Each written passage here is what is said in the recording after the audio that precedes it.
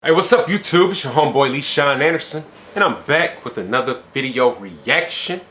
And the title of this video is called 10 WWE Wrestlers Who Destroy Celebrities. Alright? Pro wrestling and WWE in particular have always she a wrestler? utilized celebrities Nice. to connect to a wider audience. Shows such as WrestleMania were initially built on celebrity involvement and truly managed to get the WWE product seen through many new eyes. Throughout the years, wrestling companies such as WWE have used celebrity involvement in a number of ways to mix results. For instance, the inclusion of Muhammad Ali and Mr. T at WrestleMania 1 was a huge success, and so was the involvement of Iron Mike Tyson for WrestleMania 14 in 1998. Most of the problems with celebrities and wrestlers usually seem to occur when the celebrity in question doesn't seem to have a strong level of respect for the craft of wrestling. This usually means that one or more pro wrestlers Which one is this, Rocky 3? offense, and there will be severe bad blood between the two parties. So with that being said, let's take a look at 10 wrestlers who had legitimate beef with another celebrity. Number 10, Bully Ray and Sal. Sal from the Impractical Joker show shared a humorous yet frightening story during a live Art of Wrestling Hey, Impractical Joker, shout out to that show. The story involves Sal almost getting beat up by Bully Ray. For some context, and for some reason I thought it would be funny, I have no idea why to this day, to yell out, "Hey, Bubba Ray Dudley, you fat fuck." So, Yeah, he probably jacked you up. remind you, this is the heyday of ECW. And he was across the parking lot a few hundred feet, right? And I was in line with a few hundred people, so I was like, he's not going to know it's me. So I said it. And then my friend Jeff was like, "Sal, he's charging over here right now." And he picked up a chain and ripped a chain out of a stanchion. The chain popped out of the stanchion. I was like, this is just not good. He charged right up to me, and my friend's like, "He's coming right now. No one else to say. I hope you wish you the best." And I turned around, and he took my Yankee hat off me, and he goes, "What'd you just say?" And I was like, I just turned into like Rain Man. I was like, "Oh, just a big fan, just a big fan." I didn't say anything. I'm just. You got and shook. he took my Yankee hat. He just started slapping me in the face with it. That hurts, though. Just so you know, like if someone slaps you with all they can with your cap, it hurts. And he was getting whipped in the face, and I didn't want to look up. I thought if I looked up and looked him in the eyes, he could take my head off with one swoop of his hand. So I just kept looking down, going, "Just a big fan, just a big fan." And he goes, "You said it while I was over there. Now's your chance to say it in my face. Go ahead, you put." luckily, that was the end of the encounter. Look how big he is. Yeah, man. Come on. You going to talk about him? Intact. It appeared look at his head. Both men had patched things up, as Bully himself would actually look at his head, neck. Joker show. Yeah, he'll kill you, bro. The incident years prior would be the main reason for his involvement in the show. Number 9, Lacey Evans and Cardi B. Cardi B? It's rather common when any mainstream celebrity who decides to name drop WWE for WWE and their wrestlers themselves to try to capitalize on the exposure. This was the case when Tori Wilson referenced Cardi B on an episode of Raw in January 2021. This led to Cardi B tweeting out, "This is not how my WWE debut was supposed to be." That led to Lacey Evans trying to build up an angle for herself by tweeting to Cardi that she should be careful what she wished for and that she'll send her home with more than a busted eye. Cardi clearly didn't realize that Lacey was trying to work an angle, so Cardi then replied with a tweet that was quickly deleted that stated, "A white woman can never put fear on me, sweetie." This led to one final response from Lacey, who tried to get Cardi to show up to WWE to basically fight her. However, that was the last time Cardi would respond, and the social media feud quickly came to a halt. Number 8, Soulja Boy. Cardi, no, man, don't punk out. If there's one surefire way to upset a wrestler, it's definitely calling wrestling fake. Therefore, when Soulja Boy decided to brand WWE as fake on social media, WWE legend Randy Orton was not going to let that slide. Orton would respond by stating, "Fake? Dare this setup. He don't like movies? Consider us actors that do stunts without pads 200 days a year and don't when we get surgically repaired and come right back. Yeah, that's true. Consider us 100 times tougher than anyone you've come across." The two They men like would go real life back and stuntmen. forth, with Soulja Boy even challenging the former WWE champion to a fight, which Orton responded with by praising Bad Bunny and his attitude towards wrestling since becoming a member of the roster. The exchange would continue over the next few days, with numerous wrestlers and rappers such as Bow Wow throwing their opinions on the matter in. It's unlikely anything will surface from the heated interaction, as Soulja Boy isn't really Hey, Soulja Boy get in the ring with Randy Orton, man. In 2021. I'll watch it. Despite this, it's always interesting to see how WWE wrestlers react when a celebrity diminishes their livelihood. Number 7, Goldberg and Macaulay Culkin. One of the most bizarre issues between celebrity and wrestler was the beef between Goldberg and Home Alone star Macaulay Culkin, which came about in early 2020. The issue between the two men began when he tweeted "Amen" in reply to a tweet directed at Goldberg, who had just defeated The Fiend for the Universal title. The tweet had a sarcastic undertone, and it related to WWE failing to make new stars, referencing Goldberg pinning The Fiend, as well as The Undertaker defeating AJ Styles on the same show. Culkin would then tweet out in a following tweet that he had canceled his plans to attend WrestleMania that year due to WWE's booking. Goldberg would eventually respond to Culkin and refer to him as a dork, which Culkin decided to respond by saying, "Just don't try to tombstone me," referencing to Goldberg's horrendous match with The Undertaker months prior. It was funny and completely random. Number 6, Mia Khalifa and Hurricane. Ex-porn star Mia Khalifa caused a lot of controversy online in 2017 when she stated this in relation to Ronda Rousey jumping ships to WWE. This is where her career will go to die. Absolutely not. I have no respect for the WWE. I don't think it's a real sport. So, I think that's where her career will go to die. That's embarrassing. You go from is that Gilbert Arenas? to wearing a sequin unitard and pretending to fight? Yeah. This comment infuriated WWE producer Hurricane Shane Helms, who tweeted that, "I'm not going to get upset that a porn star didn't respect pro wrestling. She's entitled to her opinion. Our bodies take a pounding, and, well, so does hers." Khalifa never responded to Helms, but it's rather likely that she'll never come for WWE again after being completely owned in such a drastic manner. Number 5, Jerry Lawler and Jim Carrey. When filming the 1999 movie Man on the Moon, there was apparently a real-life conflict between Jim Carrey and wrestling legend Jerry Lawler. Speaking to Stone Cold on the Broken Skull Sessions, Lawler stated, "Certainly, I had a great time. I enjoyed it. The only exception was the fact that it was tough working with Jim Carrey, because for some reason, one reason or other, Jim Carrey was so, I don't know if it's method acting or whatever, but he was so wanted to be so in character."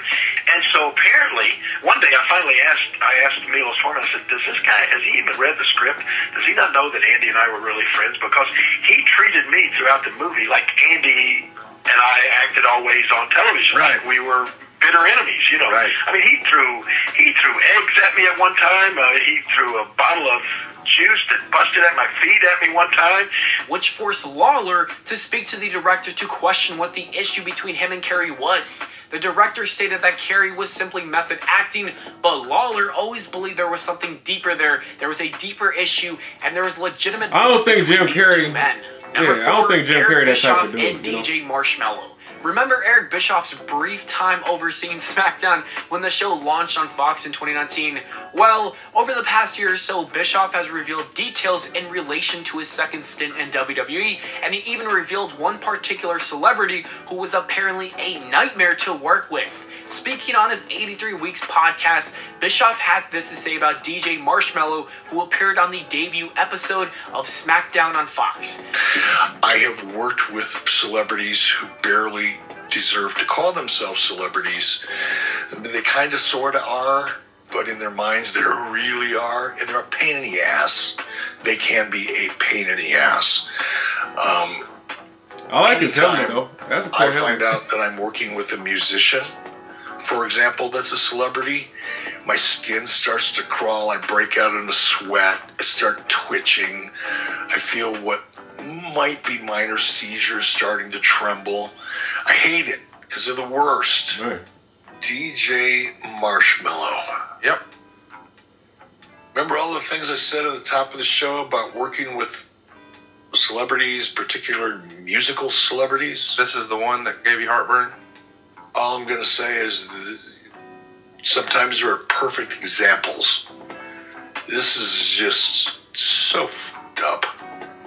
Man, he So hates DJ. And what a gimmick this DJ Marshmallow has. It's just I'm not going to say it. I'm not going to say it. Why not? I've got nothing to do because Scared? some things. No, I'm not scared of shit. You say it then. Just it's not being afraid of anything. It's at some point out of respect for the people that I have respect for that are still in WWE, and to a degree myself, because I could give away something here.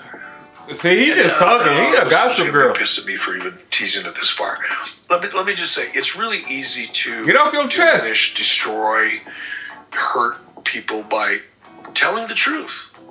It is. I know, hurt people, but get off your the chest. issue was with Marshmallow and Bischoff and why Marshmallow was so hard to deal with. Marshmallow failed to respond to Bischoff, so it would be on Marshmallow's part for himself to reveal the nature of the beef between these two. Just make it seem like he a hater.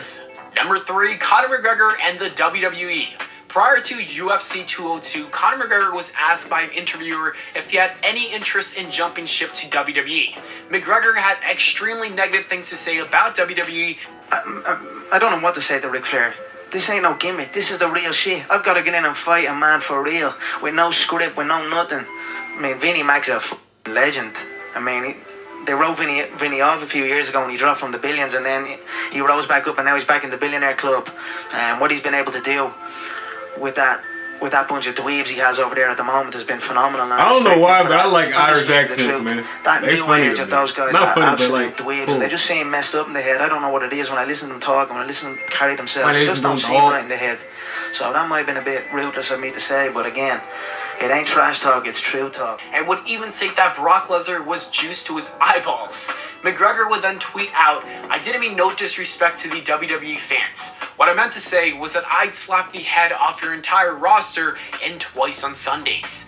That did not sit well with WWE wrestlers, and some of the responses towards McGregor were absolutely brutal. Biggie would tweet, "Would you prefer to find us individually or have us all lined up at once? I know your time is valuable, sir." WWE's resident top guy Roman Reigns even got in on the action by tweeting, "You're the size of my leg, shut up." It wasn't just the active roster that got involved, as WWE legends also tweeted at McGregor. Kurt Angle would tweet, "Very funny little guy, why don't you get your head out of Dana White's ass?" McGregor would never respond to any of these tweets, and the issue never seemed to be resolved, as no apology from McGregor was ever issued. Or maybe Number that was 2, his angle in. Mr. T and Roddy Piper. Mr. T is most well known by WWE fans for being involved in the first WrestleMania, as well as having a boxing match with the legendary Roddy Piper at WrestleMania 2. However, what many fans don't realize is that there was a legitimate hatred between these two men. The issue between them surfaced when Piper and Cowboy Bob Orton had reservations in relation to involving Mr. T in the WrestleMania 1 main events. Those concerns were realized when Mr. T barely put any effort into the WrestleMania match, which resulted in Piper shooting on Mr. T during the match and locking him into a legitimate submission hold. This led to Mr. T complaining directly to Vince McMahon, and McMahon booking their infamous boxing match at WrestleMania 2 a year later, which would allow Mr. T to actually hit Piper for real. And number 1, CM Punk and Chris Brown. The issue between CM Punk and Chris Brown began at the Grammy Awards in 2012. Well, oh yeah, I want to hear this story. Punk tweeted out that he would like to fight Brown. Brown would respond to this by stating that CM Punk didn't have many Twitter followers and that he was on steroids. Punk followed this up by stating, "I firmly believe that in life there are consequences and repercussions for people's actions, and I think Chris Brown hasn't paid for what he's done." Punk would then upload a video, and Punk would address Brown directly and state, "And now that he's thrown accusations my way about using steroids, I feel the need to reply, so please allow me to retort. I'm a lifelong, proud, drug-free, straight-edge individual, so Chris and I come from 2 completely different worlds. I don't have a manager, I don't have a bodyguard, I don't need a bodyguard, I don't have an assistant, I have no need for a PR team to tell me what to tweet or when to tweet tweets. And I don't hit women. See, period. You don't hit women. In my world, women are to be revered and respected. And And I firmly believe that in this life there are consequences and repercussions for people's actions. And I don't think Chris has paid for what he's done. And picking up trash on the side of a highway does not make amends for repeatedly striking a woman to her face and sending her to a hospital. So Chris wants to throw stones my way now, and I say, that's fine, but put some gloves on and get in the ring. And I will Everybody's still on Chris Brown's neck. Make you feel as weak and as powerless. Which, I mean, don't get me wrong, as any woman who has he did something dirty. of knowing a sad, cowardly little boy such as yourself. You know, all proceeds can go to a women's shelter of my choosing, and I know that none of these things will happen because Chris Brown isn't a man. And that's fine. I just know that someday, somewhere, somehow, somebody will put Chris Brown exactly where he belongs, and it honestly doesn't have to be me. I would just really like it to be. And unfortunately, we never got that boxing match that would have probably been epic.